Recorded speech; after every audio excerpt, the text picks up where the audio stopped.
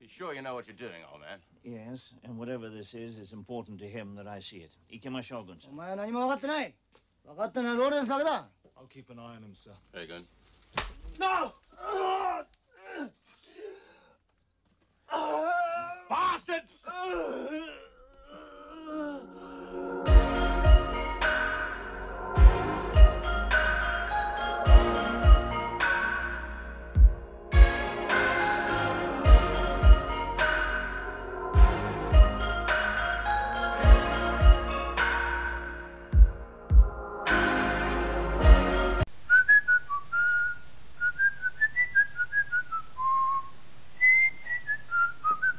Bah, Merry Christmas, Sandy, avec un petit peu de retard.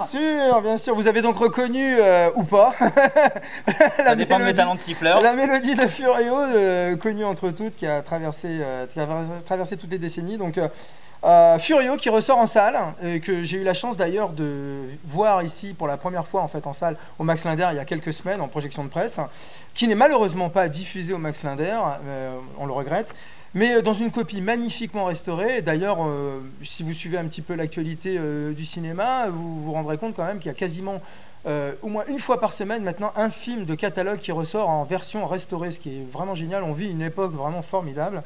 Et Furio, donc pour revenir à la moi on vous conseille vraiment, si vous avez la chance que le film passe chez vous, dans votre ville, ou si vous habitez Paris, vous aurez bien entendu plus de chance, distribué par Backfilm, qui n'a pas du tout l'habitude de sortir des films de catalogue.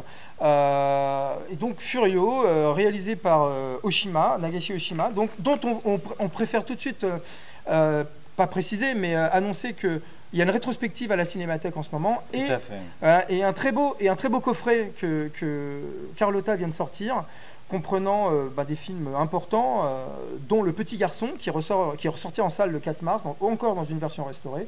Et on rappellera aussi que Criterion avait sorti Furio, donc Merry Christmas Mr. Lawrence, d'où la voilà, il y a déjà je crois 1 an ou 2, et on précise que c'est la même copie qui a été utilisée donc pour cette sortie salle.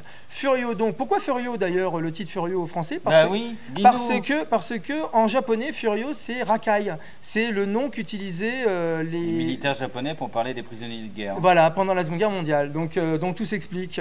Rien à voir, si ceux qui vont voir Furio pensent aller voir le pont de la rivière Kwai, on vous avertit tout de suite, c'est l'antithèse du pont de la rivière Kwai. C'est pas du tout un film d'aventure, c'est pas un film d'épopée. C'est le même contexte historique, voilà. Presque le même argument parce que c'est des camps de prisonniers japonais. Sauf que là, on est dans quelque chose de lyrique, on est quelque chose d'un petit peu un peu plus introspectif, avec en tête de gondole, si je peux m'exprimer ainsi, un David Bowie complètement incandescent, et Takeshi, à l'époque il s'appelait que Takeshi, et qui aujourd'hui que l'on connaît, voilà, Takeshi Kitano, et qui jouent donc tous les deux un face-à-face qui est, je dirais... L'ambiguïté troublante. Et on va dire ça comme ça. Et vraiment, la restauration est magnifique au niveau des couleurs, au niveau donc de la bande sonore et tout ce qui s'ensuit par rapport à une restauration. Et puis, on va pas... Je dirais plus dévoiler que ça le film. Si vous l'avez jamais vu, profitez-en. Voilà, il faut vraiment aller découvrir ce film. Voilà, on peut appeler ça un chef-d'œuvre ou un classique ou un film culte comme vous voulez, mais c'est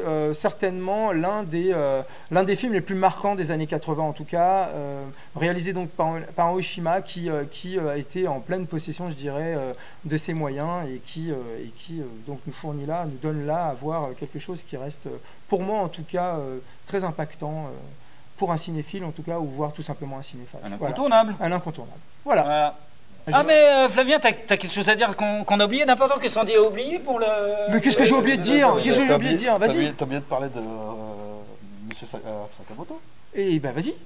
Face à David Bowie, en fait, c'est assez rare d'avoir un acteur qui fasse aussi bien la musique du film. C'était donc l'auteur, je crois que c'était quelqu'un de très connu au Japon à l'époque en tant que musicien. Voilà, tout à fait. Parce qu'il faisait partie d'un groupe d'électro qui pourrait faire penser un peu à Daft Punk. Daft Punk avant l'heure et tout. Le Yellow Magic Orchestra. On n'était pas dans la mouvance Tangerine Dream à l'époque aussi? Oui. D'accord, ok. Mais c'est quelqu'un qui a une formation classique et tout, donc qui joue maintenant le piano plus classique, donc comme on entend dans Furio. D'accord. Donc voilà. Bon, c'est juste à pas oublier. Voici il y a une musique mémorable. On est d'accord. Voilà, merci pour ce post-scriptum.